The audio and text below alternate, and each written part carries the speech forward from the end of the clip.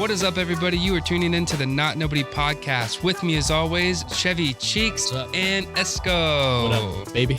Yes, sir. Today we have a special guest in the building, virtually in the building, Sherm, aka Sherm in the Booth, professional DJ producer hailing from Chicago, host of Sherm in the Booth podcast. Check him out in the links below. Follow him, do all that stuff. Let's get to it. Let's dive in, baby. Cheers, guys. Seriously. Look at this. See that state of Indiana home. Oh my God. Repping it even in Chicago. You made it out and you're still repping Indiana. I love it. Bro, of course. You and I kind of switched. I grew up in Fishers, but then moved to Chicago and then moved to Zionsville. Oh, really? Yeah. No way. I love Zionsville. Zionsville's dope. Hey, man. The more I reminisce on my times in Zionsville, the more I love it. Like, you know, when you're growing up in a small town, you're like, man, there's nothing to do here. You know, the cops are so mean. It just made me closer with my friends. Yeah. And, you know, my roommate, Nick, knows Dom Dam. He's still my closest friend. You know, he's from the same hometown as me. Some of my oldest friends I've known since second, third grade. So small town Indiana, man, it's like very special looking back on, but not a big electronic music culture in Indianapolis. Not at all. And Dom's been killing it on your live stream recently. Dom, they're giving you a shout out on the live stream, man. Yeah. Every time.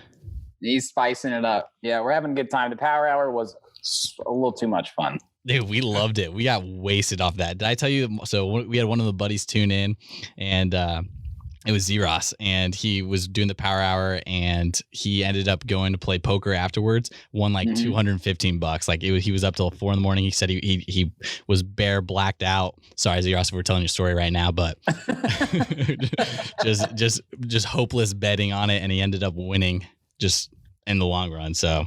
Wow, the perfect pregame. I think your Power Hour is what solidified it for him.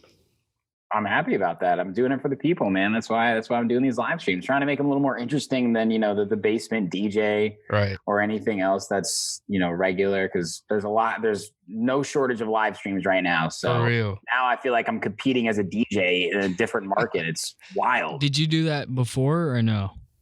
I've done like a few live streams, like nothing like pre-planned, you know, maybe like on the spot. Like sometimes when I have people over for my podcast, if they're a DJ as well, if they have time to hang out after, we'll go back to back, and sometimes I'll live stream that. But it's a whole new world, man. I made a Twitch account, you know, been pre-planning the sets, you know, trying to make them as interesting as possible. But no, it's been a new thing for me to a certain extent. A lot of people too. Do you have any like upcoming, like, is it going to be a weekly thing for you think, or what? Yeah. I mean, I'm having so much fun with these DJ impersonations. Like, I've seen so many shows in my life, man. And a lot of these guys that I've been impersonating them because I've seen them so many times. I know exactly what they do. Like the Mala set, he's not that hard to impersonate, but, you know, I had the beard and the mustache. I looked just like him. It was fucking weird. I'm telling you. Can I cuss? Yeah, absolutely. Yeah. Every time you curse, we're just gonna bleep it out with Sherm. We're just gonna throw one on there. Yeah, that's good. I like that. Yeah, but I did Fisher, who's obviously one of the world's biggest DJs right now. That was so much fun. I've seen him a lot. Met him in person actually on Holy Ship, so I kind of got a better idea of like what he's really like. He's a party animal. And a remix coming up. Yeah, tomorrow I'm releasing Fisher Losing It remix with my boy Flaninho. We had it done probably like 4 or 5 months ago, and we kind of just tabled it, and like it was done, and we're like, let's just, you know, hold on to it. We had some more releases coming up, and it was just maybe going to be a live thing, and just in light of the whole situation where everybody's actually losing it, and the song's actually, like, the original's been out for a year, so I feel like I am past the threshold of when everybody remixed it, and like before it's like, oh, like that's not, you know, that's like not a classic or anything, but it's no, dope, it's getting up there though. That song is a jam. It's a jam. Yeah, that's a serotonin slapper. We throw that in our playlist. Like that's huge. Yeah, it's the remix is really fun to do. It, like, we started the track just as an original, and then like a few months after that, we kind of worked on it again, and then I worked on it individually for a while. And I was like, dude, I'm just gonna fucking take the Losing It sample, slap it on right before the drop, and we're gonna see what happens. And we just had a lot of fun with it. And we're like, all right, like we just released a track last month. Let's just keep the ball rolling. So we're really excited about that. Just going to drop it as a free release tomorrow. So yeah, and the preview sounds awesome. I was listening to it earlier. It sounds amazing. Yeah. So we're looking forward to it. The second drop is really dope too. And I'm starting to be able to showcase some of my style and production. You know, you want to kind of have a sound to a certain extent. And you guys are going to hear in the track tomorrow some percussion, some bongos, and some interesting hats and claps that are going to be coming in some of my releases throughout this year. So that's cool. Anytime you throw bongos in there, I just get oh God, just a shivers, just excited. It's dope, man. It's a cool little bongo loop, and it's like awesome. You'll know it every time you hear it because it's like a very unique. It's not just like a classic bongo. It's one that I've like almost worked on like its own track. So I'm really excited about it, man. What software do you use? I use Logic. Okay, cool. Yeah, how'd you get into producing? So I know, tell us a little bit of your story of your journey, because this man stays busy all over the place. He's the host, DJ, producer, artist management. You do a ton, and I know you're doing even more now that you're stuck at home. So how'd you get into it? Yeah, all the way back from Zionsville. Yo, okay. I'll give you a spark note door to door. Yeah. You know, growing up in Indiana, not a lot of electronic music. Even just for the times, man, you know, it took until probably 2010, late 2010. I had a friend show me Warp 1.9, which is a Bloody Beetroots and Steve Aoki song. And I was one of the first times I was drunk in my friend's basement, and they put this song on really loud. And I was like, whoa, like, what is this? I've never heard anything like this. It was like getting whopped in the face for the first time. And I kind of like caught the bug there and started looking into more electronic music. And right around then, I was going to IU in 2011, and that's when Avicii came out with Levels. Mm-hmm.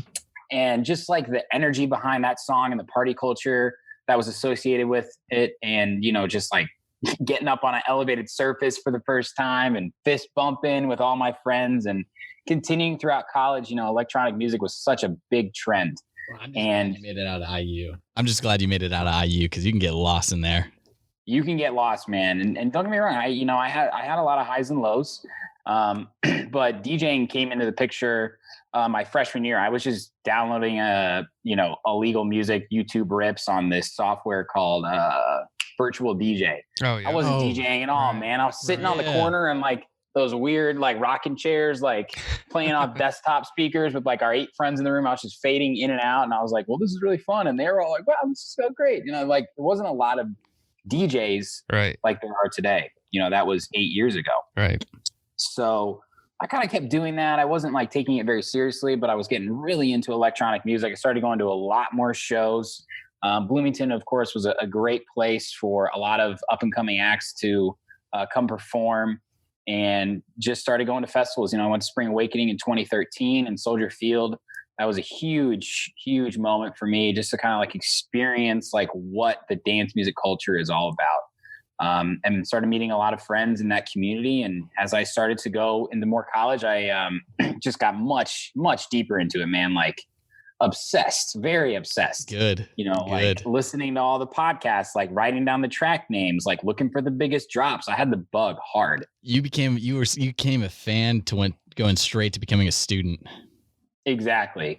So throughout that process, I was obviously listening to a lot of live sets. That was my favorite part about it, was how these DJs would orchestrate and organize and, you know, bring the energy. And I started thinking to myself, I was like, oh man, like I love how they did that transition, but I bet it would sound better if they did it into this drop, or like he wasted too much time on this transition, not like critiquing, but like putting my own spin on it. Mm-hmm. And then I studied abroad in Barcelona kind of while I was in that, you know, mind space. I obviously couldn't bring a controller over there with me. I was thinking a lot about it.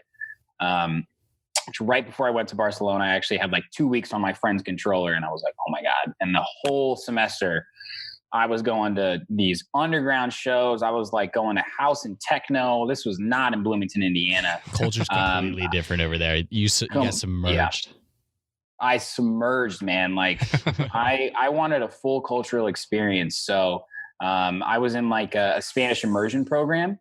So I ended up like meeting a lot of locals there, and they took me to like the underground events. And like, I wasn't going to, you know, the usual abroad students parties. Not that I didn't, you know, of course do that, but I was getting like these real raw experiences.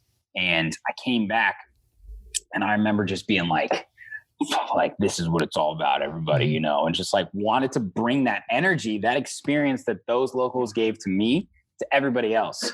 So that's when I started to get my hands on the decks a lot more and got more into production.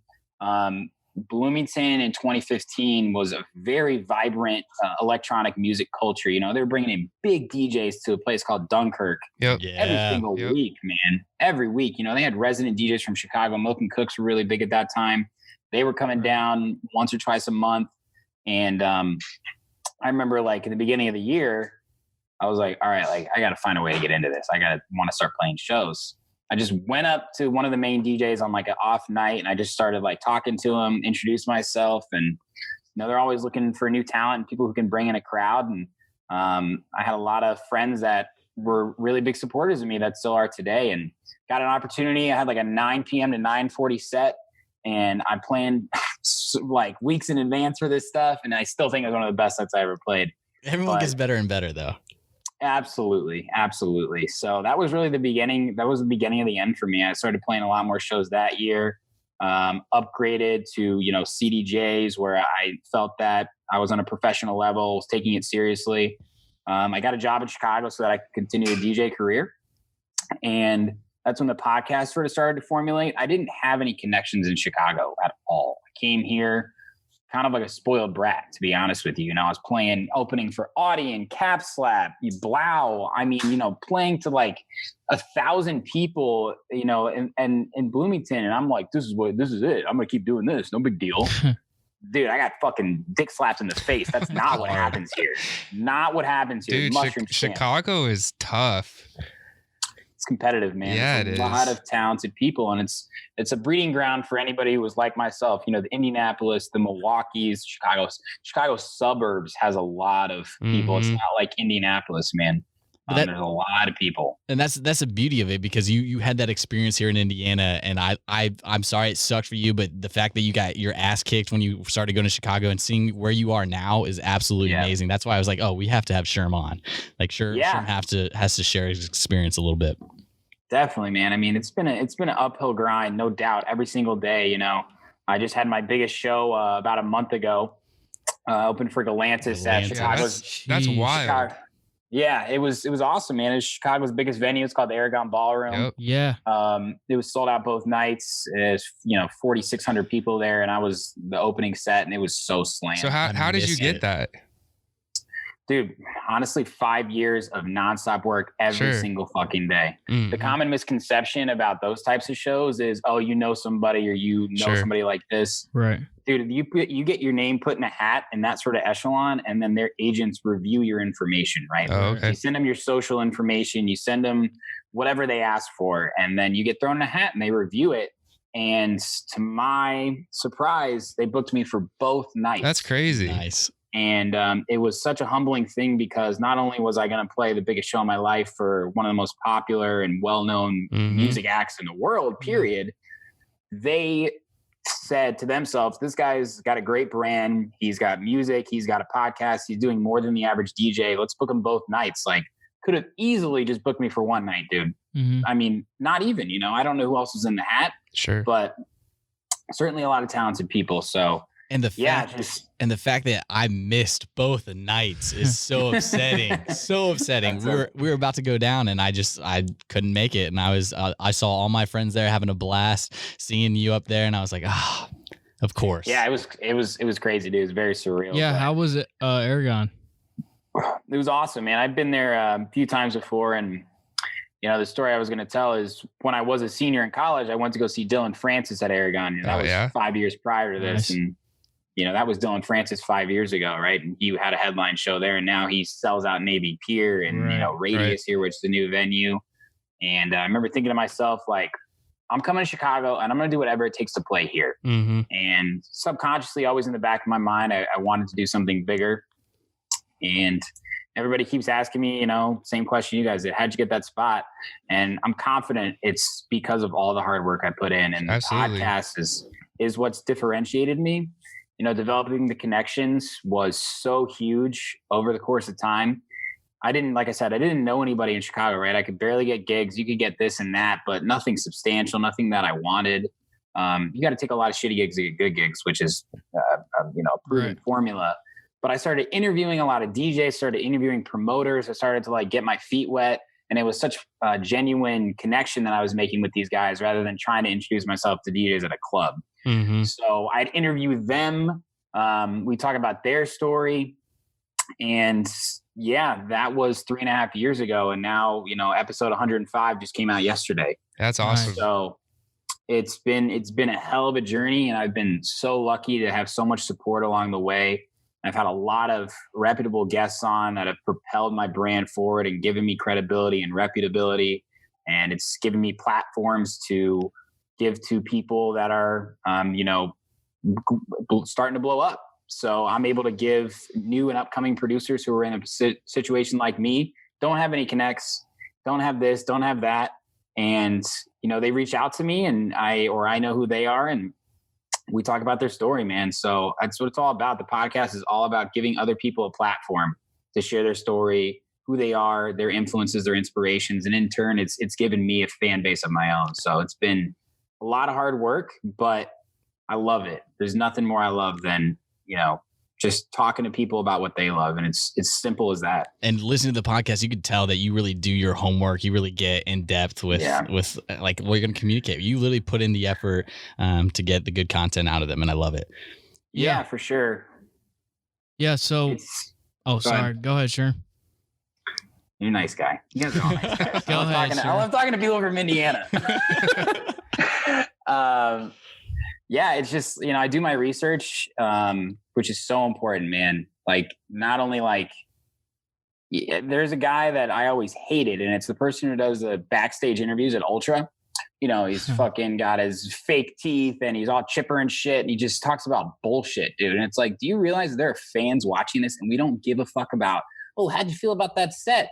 Right. Dude, we want to know, hey, man, I heard you play this unreleased track 2 months ago in this set. When's that coming out? You just dropped it. How did you feel when the crowd played it? What was the story behind it? Let's get some depth out of it. The feeling. So I'm able to speak to these people or my guests on a level of familiarity where I know what it's like to be a DJ and blow up in the scene. I'm nowhere near some of the guys that I've interviewed, but that's why it's like I'm so passionate about that because I want to get there. And it's great for them to be so humble, but also to speak to levels of production and music making, able to get granular on those sort of things. So I want to be the interviewer who actually knows about what that person is knowledgeable about, rather than the general media personality who can talk their way through a conversation, but maybe the guest doesn't get all they wanted out of it or vice versa. So that's how I try and be a little bit different. Yeah. Well, staying with that on being different and, asking the questions that aren't just so basic. I've got one for you that's kind of off the wall. But it is, so you're about to play a set. Yeah. What is that pre-meal or pre-snack? What's that look like for you? He was dying to ask. What's your go-to? His eyes lit up, and I knew exactly which question he was going to ask you. Dude, I got a weak stomach. I'll just tell you that right now. Sure. Dude, I am taking, first off, great question. I take my pre-meals for big sets very seriously. Everybody gets nerves, of course. So I just try and combat that as best I can. On my rider, sparkling water, if I can, Perrier, help every bite digest. I like to eat if I can, sliced chicken sandwich on a croissant. That sounds good. If you want to get detailed, yeah. There you go. Yeah.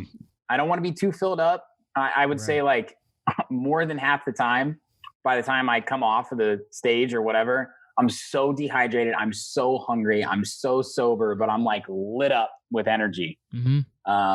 So yeah, I always, those things are really important to me because I've certainly have not felt good performing, and that's a terrible feeling. So pre-meal is a huge ritual for me, really, with anything, any shows. I don't want to go in stuffed. I don't want to go in too hungry, but I like to find the middle ground. Great question. So you don't gotta have a sparkling water. So I'm assuming some DJs get absolutely shit-faced. Yeah. During the set. For sure. It sounds like you're someone who's not, you don't do that. Yeah, pre-gaming, no. I can't think of a time where I've been like really fucked up before I go on. Mm-hmm.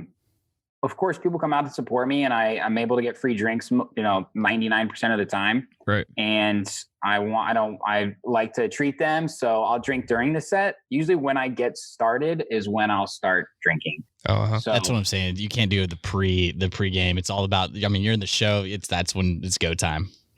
Dude, yeah, Galantis. I like, especially the first night. I had like one Corona that I didn't finish. It was just like be social. Yeah, like my brother was backstage with me. He was like, "Let's rip this Jameson. Let's get fucked up." I'm like, "No, dude. Like, I'm focused right now." And what's the feeling of being up there? Because a lot of people, they can experience being in the crowd, watching you up there, but no one really gets to know what is the power that you have up on stage with all those people watching you. Yeah, it's very surreal, man. For that show specifically, I'll tell you two stories. So, I try and find the middle ground of crowd interaction and focus, right? Because I'm trying to deliver a great set. I'm really DJing. I think I've only pre-planned track by track one set, and that was like my first festival. I wanted to go perfect. Other than that, I have usually a set playlist, so I'm curating the vibe. I know like what I might want to play, but I'm not going song by song by song. So I am really focused. So for Galantis, I knew that this was going to be a younger crowd, just with their fan base. So I was like, all right, I'm going to have to get involved here. So I need to be like ready to go. Right. So getting myself pumped up for that. And it was awesome because everybody's smiling in the crowd, right? There was no judgmental people there, no one booing, no hecklers, none of that shit, right? People were there for the music. So for Galantis, it was pretty unreal, man. I go up the first night, I can't even breathe. I'm so nervous, I'll be honest with you. And I was like, fucking relax. Like, you're good. You got this. I have the same equipment at home. Let's just pretend I'm in my apartment, right? Let's get going. Play the first song. All the nerves disappear. Boom. Ready to fucking rock, man. And to see everybody, with my song selections react and sing, it's powerful. Unmatchable. Yeah. The second night I played this mashup of Crank That Soulja Boy and PIMP 50 Cent. Wow. And that was fucking awesome, dude. To cause it's like a out of nowhere mashup. Yeah. The set's online too. You'll think the same thing yourself, like, oh damn. And it was so awesome for me to be able to cut the filter and everybody sing with me. It's like, oh, that's awesome. That's awesome. And I got on the mic a little bit too at Galantis, which was great. But on the flip side of the coin, I've played a lot of big house shows. You guys have heard of Sheba San before? Yes. Walker and Royce. Also Gorgon City too. Another great example. Yeah. I played some big shows at this place called the Concord Music Hall. Yep. And I'm not getting on the mic there, right? And I'm playing very respectful house, but also finding the peaks and valleys to really warm it up. I wasn't before the headliner, so I'm really getting the crowd comfortable with the night. And I was really figuring them out, right? So some people are coming in, some people are going to the bar, some people are staying there, some people are front row. And I'm trying to bring the energy out of them without my voice. So I'm involving my hands, I'm like over here, up here, like it's house. So we're not going to jump, right? So I'm almost directing an orchestra a little bit. Seriously, you're swaying the whole crowd, parting the seas. Exactly. So those types of shows, the intimate shows, even though that was 1,700 people or so, I still really like that because it was a boiler room style. So I was down on the ground right next to them. I could reach out at arm's length and someone's basically right there. So it's just, we're both surreal in their own way. To just be the reason that people are there is for the music, and that's up to you to deliver. So it's humbling, but it's important to take it very seriously. Yeah. So staying on this topic of kind of different types of shows. So my buddy, he DJs and he does a lot of or at least he did back in college. He was doing a lot of house shows and stuff. Yeah. I think he was up at Ball State. He had his table set up, his controller. There was a girl, probably more on the bigger side, that sat down on the corner of his table and crashed it mid-set. His controller went on the floor, everything. She was just trying to get a better view. Oh my gosh. Is there any story that you have like that going through college or early Chicago days, or what's like a wild story that most people may have not been there for or heard you talk about? Oh my God. Well, that shit happens all the fucking time. He's like, that's every day. That's every time I get on stage. There are some places in Chicago where I feel like I'm in a cow pen almost, like everybody, like I am not defended from requests. I am not defended from people wanting to come up and speak their mind. I've gotten used to that. Like, yeah, I'm very nice. I never am a dick. And I know a lot of DJs that are my good friends that are incredibly talented DJs, right? And they could easily make this request happen, but it's like, I got my job, you got your job, do your thing. So when those type of people come up, just to like, cause the request thing is always a question about DJs. I always say, "Oh, I already played that. You just missed it," because they don't know. They're not listening until they're listening, right? They don't fucking know, right? And then now they feel like an asshole who's not paying attention and didn't get the song. Exactly. Or I play on USB sticks, so I say I only got what I got on my sticks, and they're like, "You don't have the song?" I'm like, no, I don't have that fucking song. No Wi-Fi. When I was in, yeah. When I was in, and some people are like, "Can I plug my phone in?" And I'm like, "You got the cord?" Right. Yeah, go get the cord. And they'll be like, okay, and walk away. Which is always so funny. It's very easy to stop people in their tracks, but I try and be nice. But a crazy story. People are pretty respectful in Chicago, and a lot of the venues I play at are very well run from a staffing perspective. But in college, I was playing a show, big show too. And we were right on before the headliner, it was like midnight. And all of a sudden, this fucking Jimmy John sandwich comes flying from the rafters, fully loaded, man, extra mayonnaise. Gotta be this shit explodes all over the equipment. Oh my! Damn. Number 11 Italian nightclub all over that. Dude, it was Italian. And I look up, I see this blacked out guy by himself looking at me like, oh. And I'm like, get on the mic. I'm like, get that fucking guy out of here. The rest of the set, I'm cleaning up mayonnaise. Oh my gosh. That was terrible. I can't, I've told that story in the past, but it's been a while. Yeah, that took me back. That's funny. Yo, like, so we're throw a Jimmy John sandwich, dude. Hey, Freaky Fast. I'm telling you. Maybe get you to get that song he wanted. Yeah, everyone thought you were absolutely going nuts up there mixing, and meanwhile, you're cleaning up mayonnaise off the board. Dude, we're just pressing buttons anyway. You can be cleaning up mayonnaise or push and play. It doesn't matter. Yo, so we're coming up on our time. Is there anything that you want to talk about that's upcoming for you? What are you up to? What do you got in the books? Yeah, man. So obviously with the coronavirus, it's putting gigs on halt. I feel very lucky that I have a media brand that has never had more to share and talk about. So I've been working on a lot of different things for my YouTube channel. It's been a huge push for me. It's been my number one goal in 2020. I believe my biggest audience is on YouTube, whether they know it or not yet. So I've been having the time to look at old in the booth interviews, break down clips. I outsource a lot of this stuff now too. So I'm working with a larger team to, help fine tune all this extra content that I can put out there. I started a new vlog series called Sherm's Word. Sherm's Word has been really fun, man. People really like it. And I'm, honestly surprised. I don't know. I still always have a little self-doubt that like, do people really want to hear what I talk about? But I like my friends, some of my big DJ friends are like, dude, you are an entity here. Like you represent a lot of different things and people want to know what you think. I'm like, all right, fine. That's cool. I'll tell you what I think. Do you edit those? The Sherm's Word. Yeah. I've always done a lot of stuff on my own. We had to start outsourcing because with my day job, I work 7 a.m. to 5 p.m. I come home, I eat dinner. We do an interview 6:30 to 8:30, 9 o'clock. We edit the interview. Back at work the next day, I'm working on music, doing shows on the weekend. So with all that stuff out of the picture, getting things done a lot earlier and, just putting out new content. I'm also doing Instagram live interviews with some previous guests. Most notably, my boy Gianni Blue. He just went viral on TikTok. He's got like 10 million views. Chrissy Teigen shared his video.